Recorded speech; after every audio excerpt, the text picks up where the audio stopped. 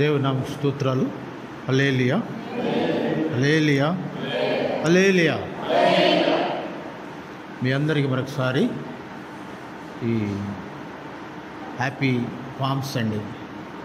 మీ అందరికీ తెలుసు కదా, ఈ మట్టల ఆదివారం అండి. మరి ఇక్కడ చదివినటువంటి భాగం నుండి కొన్ని మాటలు మరొకసారి బైబిల్ నుంచి చూద్దాం. ఈ 41వ కీర్తన మీరందరూ చదివారంటే కదా, మరి మీకేం అర్థమైంది? ఇందులోనూ 3 భాగాలుగా చేయొచ్చు. మొత్తం ఎన్ని వచనాలుండి? 13 ఉన్నాయి. 1 నుంచి 3 వరకు ఒక భాగంగాను, 4 నుంచి 9 వరకు ఒక భాగంగాను, 10 నుంచి 13 వరకు. దావీదు మహారాజు రాసినటువంటి ఈ కీర్తనలో ఆయన మరి పడక మీద ఉన్నప్పుడు, భయంతో ఉన్నప్పుడు, రోగంతో ఉన్నప్పుడు ఆయన దేవునికి మొరపెడుతూ రాసినటువంటి కీర్తన. దీనికి ముందు కూడా చూస్తే 38, 39, 40, 41 కీర్తనలు అదే ధోరణిలో ఉంటాయి. ఆయన చెప్తూ ఉంటారనమాట. మరి మొదటి 3 వచనాల గురించి ఏం చెప్తూ ఉంటారంటే ఆయన దేవునికి మొరపెడుతూ ఉంటారు.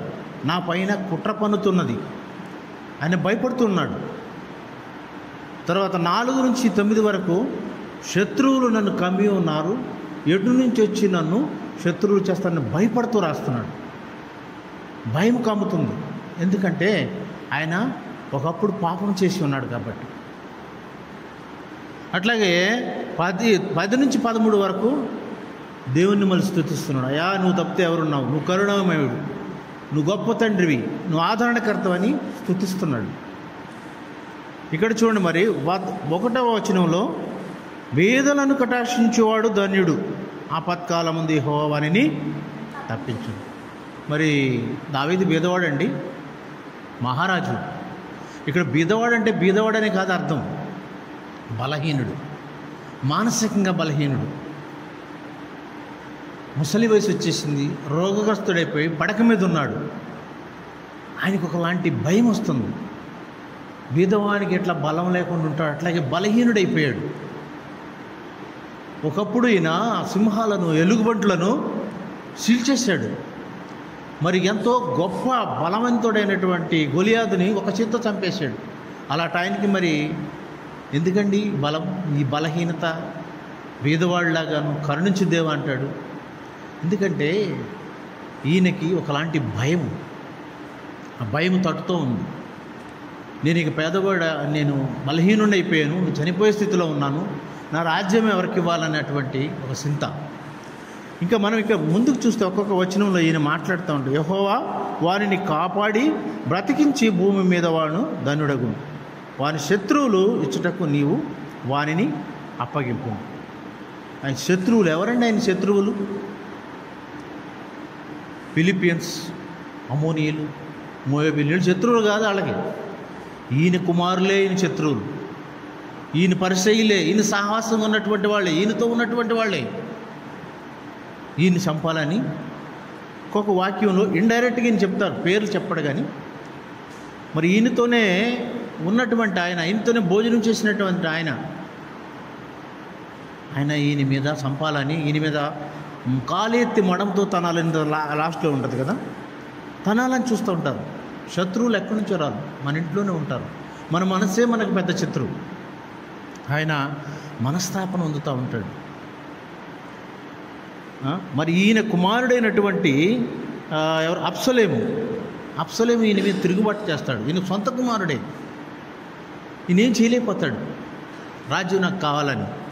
ఎందుకంటే అబ్సలేము యొక్క సొంత చెల్లిని మరి దావీదు కుమారుడే, ఇంకొక తమ్ముడే మరి పాడు చేసినప్పుడు అమ్నోను మీకు తెలిసే ఉంటుంది. అప్పుడు ఈయన మహారాజు అయ్యిండు కూడా మరి ఏం చేయలేకపోతాడు. ఎందుకంటే మనం ఏది విత్తితే అదే కోస్తాం కదా. ఈయన కూడా ఒకప్పుడు ఇలాంటి పాపమే చేశాడు. బత్షెబతో పాపం చేసి బత్షెబ భర్త అనేటటువంటి ఒరియాను చంపించి మరి బాధపడ్డాడు. కానీ మనకప్పుడు కాలితే గాయం అవుతుంది, మానిపోతుంది, కానీ దాన్ని మచ్చపోతుందండి, జీవితాంతం ఉంటుంది. అలాగే ఈయన తప్పు చేశాడు. మరి ప్రవర్త అయినటువంటి మరి ఆయన వచ్చి మరి హెచ్చరిస్తాడు నాతాను, అయ్యా ఇట్లా చేశారు అంటే ఆయన సాష్టాంగపడి ఏడ్చి మరి తప్పులు ఒప్పుకుంటాడు. కానీ గాయం మానిపోయింది, కానీ మచ్చపోలేదు. ఇంకా లోన ఆయనకి బాధ కలుగుతూ ఉంటుంది. పడక మరి రోగ సైన్యం మీదకి వెళ్ళినప్పుడు, పడక మీద ఉన్నప్పుడు ఆయన బాధపడుతూ రాస్తుంటాడు. ఏం చేయలేకపోతాడు, ఎందుకంటే నేను అలాంటి పాపమే చేశాడు, నా కొడుకు ఇలాంటి పాపమే చేశాడు. మరి ఈయనతో ఉన్నటువంటి స్నేహితులు, సేనాధిపతిగా ఉన్నటువంటి మీకు తెలిసే ఉంటుంది, ఆయన పేరు ఏంటంటే అహితోహేల్. మరి ఈయనతో ఉన్నటువంటి ఆయనే మరి అబ్సలోం సైడ్ వెళ్ళిపోతాడు. ఎందుకంటే ఒకప్పుడు ఈయనతో ఉన్నాడు, భోజనం చేశాడు. ఈయనే మరి ఆయన్ని కాలెత్తి మడంతో తన్నాలని చూస్తాడు. ఈ అహితోహేల్ ఎవరో కాదు, బెత్షెబా ఉన్నదే బెత్షెబా వాళ్ళ తాతగారే. ఈయన సైన్యంలో ఉంటాడు, సైన్యాధికారిగా ఉంటాడు, ఎంతో సహాయంగా ఉంటాడు, ఈయనతో భోజనం చేస్తాడు. కానీ మరి ఆయనకి లోన్ ఉండదా, మా మనవరాలను ఎలా చేశాడు, మా మనవాడిని ఎలా చేశాడని. చివరికి ఈయన శత్రువులు ఎక్కడి నుంచో రావు, మన ఇంటి నుంచే వస్తారు. మన మనసే, మన శరీరమే ఒక పెద్ద శత్రువు. అది జయించాలంటే ప్రభుతో ఉండాలి. ఈయన పాపం చేశాడు, ఒప్పుకున్నాడు, కానీ ఆ మచ్చ పోలేదు. అలాగే ఇక్కడ కూడాను మరింత పాపం చేసినప్పుడు మరి మోసే ధర్మశాస్త్రం ప్రకారంగా మరి శిక్షించాలి కదా. మరి అటు కొడుకు ఏమి చేయలేని స్థితి, ఇంట్లో ఉన్నట్టు అనుసరులే కుమారులే తిరుగుబాటు చేసి ఈయన చంపాలని అప్పుడు మొరపెడతా ఉంటాడు, ప్రభువా దేవా నన్ను కరుణించు. పశ్చాత్తాపంతో ఏడుస్తూ ఉంటాడు. నా శత్రువులు నా మీదకు ఉల్లంఘింపి ఉండుట చూడ నేను నీకు ఇష్టమైన తెలియను. నా యథార్థతను బట్టి నీవు నన్ను ధర్చుచున్నావు. నీ సన్నిధిని నిత్యము నన్ను నిలబెట్టుదు.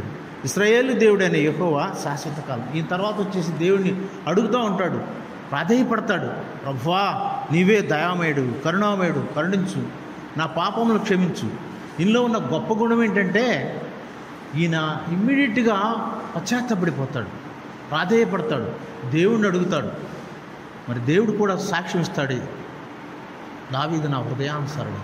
ఈయన ఎన్నో పాపాలు చేస్తాడు, బలవంతుడు, కానీ ఆ బలహీనతకు లొంగిపోయి మరి ఆ బత్షెబతో చేయటం వల్ల జీవితంలో మరవలేనట్టి మచ్చ. ఎంత గొప్ప బలవంతుడైనా, ఎంత గొప్ప రాజు అయినా, ఎంత గొప్ప వీరుడైనా కానీ ఆ యొక్క బలహీనత ఆయన మనస్సును కృంగతీస్తూ ఉంటాడు. ఇప్పుడు చూడండి, మేము కూడా ఉద్యోగాలు చేస్తారు, ఎంతోమందికి డిసిప్లినరీ యాక్షన్ తీసుకోవస్తుంది.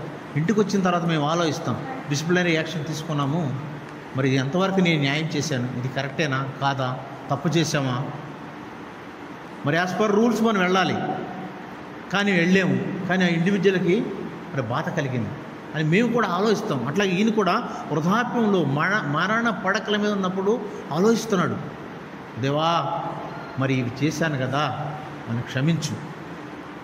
మనకందరికీ తెలిసినటువంటి విషయమే, మీరు చదవండి 38, 39, 40, 41 కీర్తనలో ఈయన యొక్క హృదయం కొమ్మరించి దేవుణ్ణి అడుగుతూ ఉంటాడు, అవన్నీ తలుచుకుంటూ ఉంటాడు.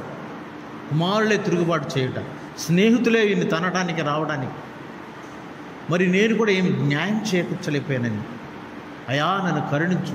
మరొకసారి ఆయన అడుగుతూ ఉంటాడు. మనం కూడా మన జీవితంలో మన మనసుని, మన శరీరాన్ని మనం జయించాలి. మనం జయించినప్పుడు మనము అలాంటి పాపంలోకి వెళ్ళుకుంటాం. ఇవన్నీ కూడా మంచి ఉపమానాలు.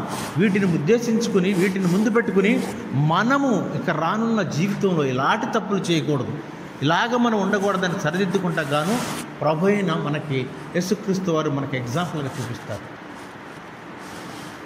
అట్లాగే ఈ వాక్యం చదవండి, దానిలో లాస్ట్లో ఆయన ఎంతో పశ్చాత్తాపంతో, ప్రభువా మరి నన్ను కరుణించు, నన్ను ఆదరించు అని, నేను శక్తి లేని వాడినై, అంత బలహీనుడు. ఎవరికైనా సరే కొంత వయసు వచ్చేవరకు ఆయన యొక్క బలం తగ్గిపోతుంది, శక్తి తగ్గిపోతుంది.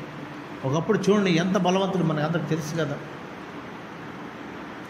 అంత పెద్ద గొలియాతుని చంపడానికి పెద్ద పెద్ద రాజులే గడగడలాడిపోతే, ఎందుకంటే ఈయన దేవుడు ఉన్నాడు, ఈయనతో అలాంటి దేవుడు నాతో ఉన్నటువంటి ఆ యొక్క నిరీక్షణ, ఆ యొక్క బలం. మనతో కూడా దేవుడు ఉంటే మనం ఏమైనా చేయగలం. కానీ మన తప్పనే చేస్తే ఆ కష్టాల్లో మనది చూపిస్తూ ఉంటుంది. ఆ యొక్క తప్పు మన కష్టాలను బలహీనపరిచేస్తుంది. ఎంత బలం గలవాడేమో, అయ్యో నేను ఈ తప్పు చేశానేనని. అలాంటి తప్పులు మనం కూడా చేయకుండా మన మనస్సును, మన శరీరాన్ని మనం దేవునికి అప్పగిస్తూ దేవుని సన్నిధిలో ఎలగాలని ఈ కొన్ని మాటలు దీవించాలని దేవుని అడుగుతున్నాం. ఆమేన్.